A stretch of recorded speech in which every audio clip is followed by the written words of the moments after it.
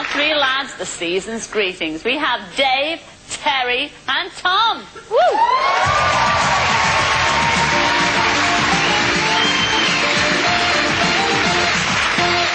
Hello, Dave. Hello, Cilla. Welcome to our Christmas blind date. Oh, thank you very much. Now, I know what you do. Exciting. It is exciting. I know what you do for a living. You describe yourself as an entrepreneur.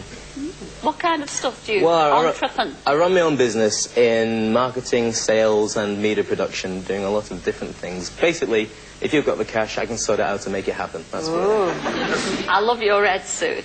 And I know a little secret that everybody else doesn't. I mean, your sister was on. Your sister Sam, Yeah, a lovely girl, last October, and she designed her own dress. Now, a little birdie tells me, did she design the Yes, thanks very much, Sam, for getting it done. Brilliant. Oh, stand up, let's have a look at quick twirl there. Look at that.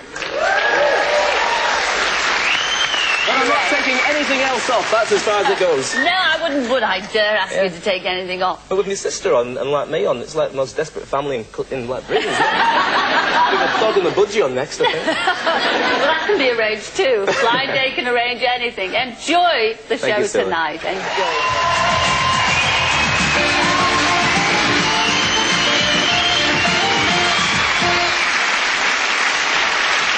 Well, each of those three lads is looking for a stocking filler, and have we got a treat for them? Yes, she's from London. Her name's Mass, and here she is. Come in, Mass!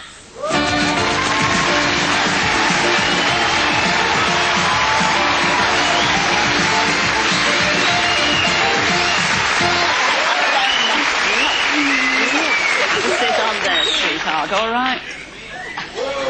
Is she gorgeous? Yeah. All the lads love you out there. Oh, my goodness me. Now, Mass, tell everybody what you do for a living. I'm a belly dancer. Yes, I'm a belly dancer.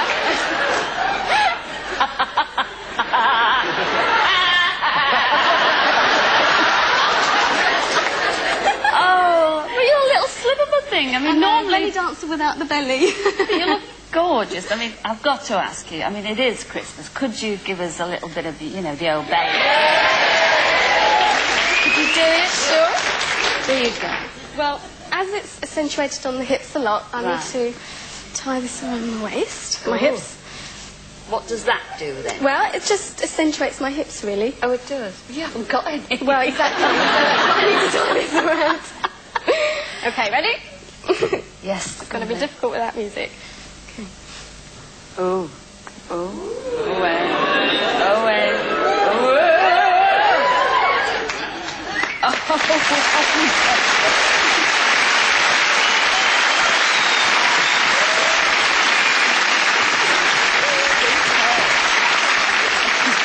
Big for that chair, isn't it? It's like a little fairy on top of a Christmas.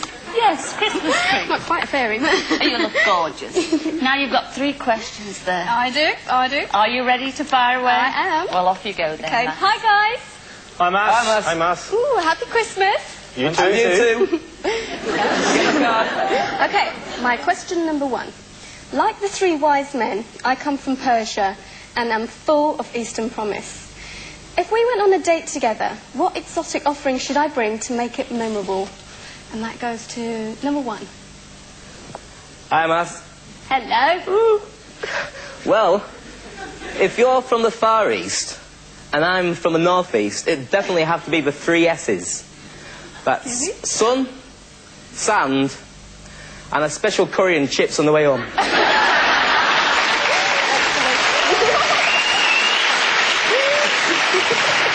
I was a bit worried then. Okay, same question to number 2, please. Merry Christmas, Mass. Hello.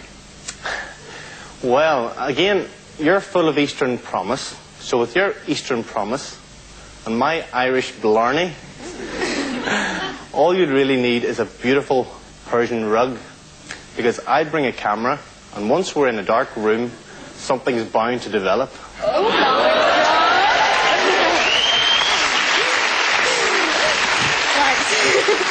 During our date, we share a kiss under the mistletoe, and the electricity between us sets fire to the tree. How would you put out the flames?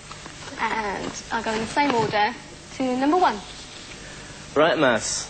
Well, if you and I were having a snog under the tree, it wouldn't just be in flames, it'd be an inferno. And with my smouldering looks and your fiery passion, we'd need the entire fire brigade to hose us down. Oh, hot stuff, eh?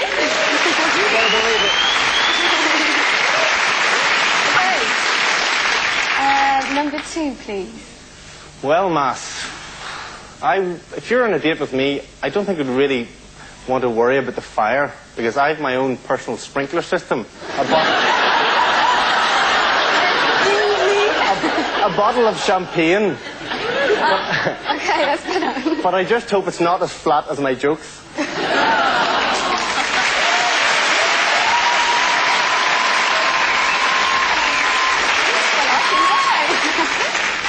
Number 3, please. Well, Mass, it looks like we're the last of the red-hot lovers. So why bother putting out the flames? Because with our burning desires, let's just sit back and enjoy the heat of the moment.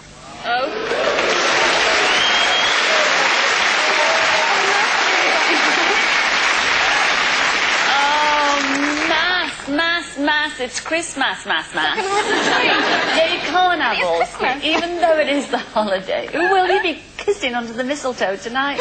Don't tell us just yet. Here's our Graham with a quick reminder. Well, Mass, will you choose number 1, the blazing inferno?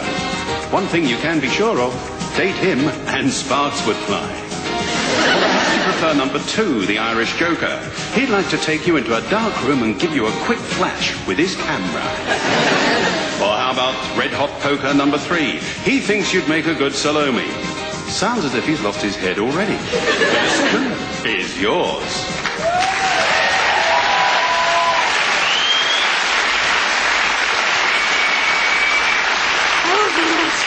I have to say, I know it's difficult. It's so hard. And I've seen them. They're all gorgeous. No, they're all beautiful. I wouldn't know which one to choose. Who are you going to go for? Number 1. I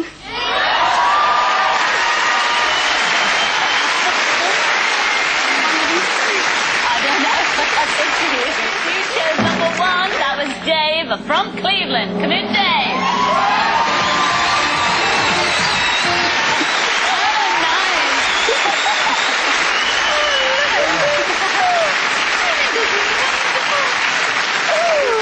Santa's a good lad, isn't he? Eh? Santa's a good lad. Santa, yes, Santa's made your Christmas view. Look at that. You fit so well together.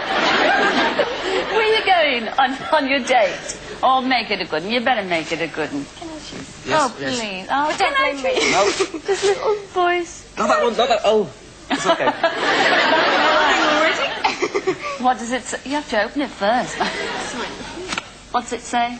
A date in Lapland.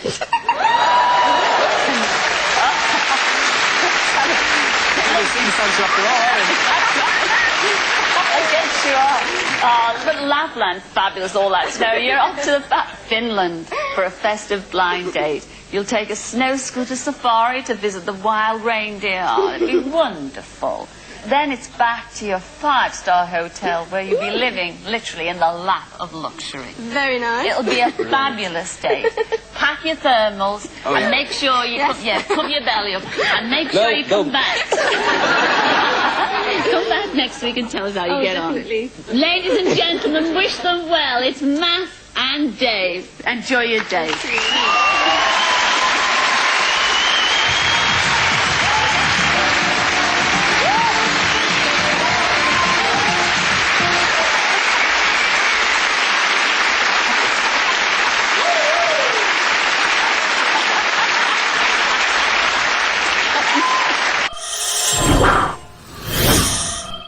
That was real fun. It was brilliant. Anything sounds like piggyback. Take me away. You better leave it. We'll go back.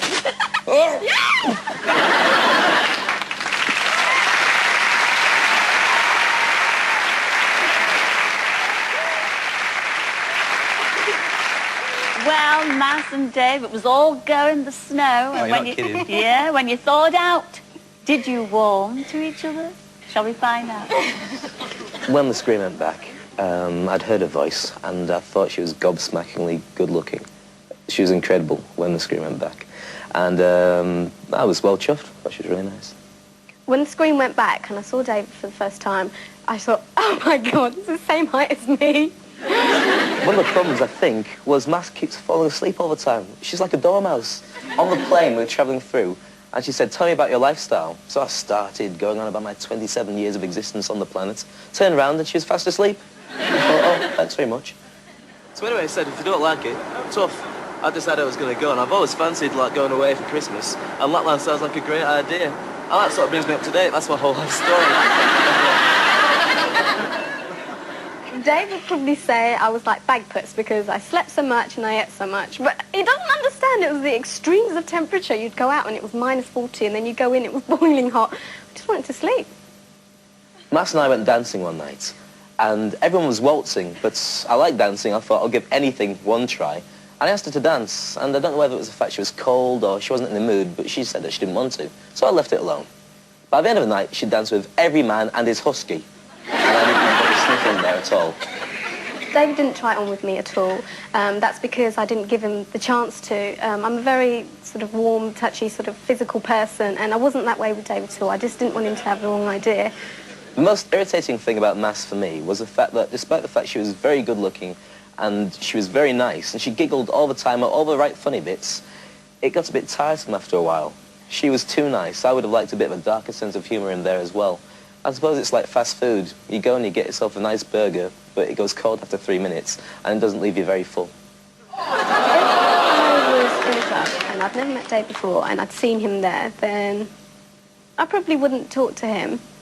If I met Mass in a nightclub, I would have steamed straight across, because she is very good-looking, and asked her to dance, and seen how it would have gone from then. And if it hadn't gone anywhere, I would have dropped her and moved on to somebody else. As it happens, we didn't get that close, and we didn't get that far, and so she missed out on meeting the sexual heavyweight champion of the Western world. I don't have a regular type that I go for at all. My type of men that I go for from one extreme to the other. But if I did have a type, I don't think Dave would be one of them. If I hadn't met Mass on blind dates, I would have blown her out a lot earlier, because life's for living, she's a good friend, and I've got lots of good friends. I didn't come on blind date necessarily to meet another one. I don't think I've ever dreamt of anywhere more beautiful than where we went. It was just fantastic, and there's no way that you could go someplace like that with somebody and not enjoy it. And, you know, it was brilliant. We had such good fun, we really did, but there was no romance. At the end of the day, I think all that we had together was with being on the same date.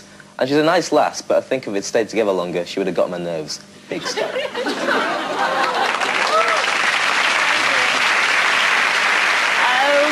dear. Oh dear, oh dear, oh dear. Ha! Oh, What can I say? What can I say? What can you say? I mean, well, I think the problem started on the plane. I think the problem started when the screen went back by the sound of it. Well, why did you persevere? Because it was so cold. You go outside and I couldn't run fast enough to catch reindeer. There's no other females around. What can I do?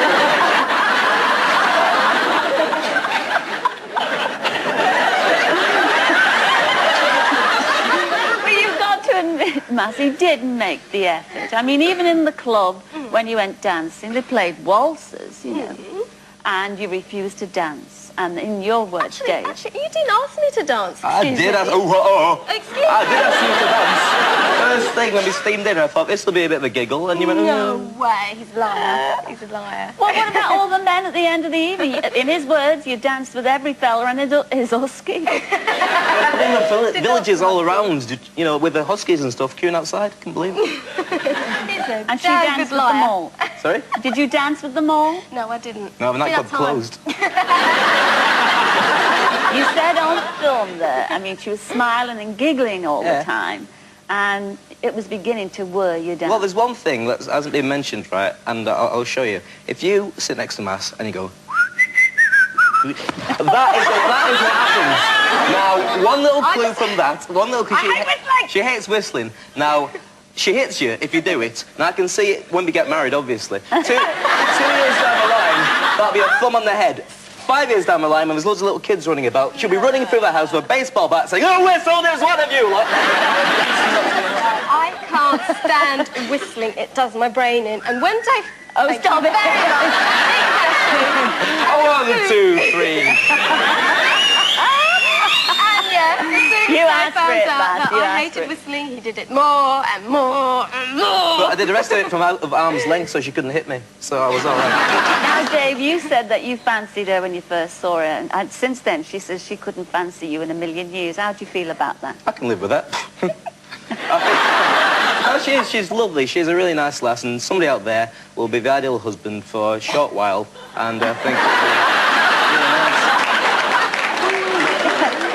Well, thank you both very much for coming back on Blind Date and telling us all about it. Ladies and gentlemen, Mass and Dave. Thank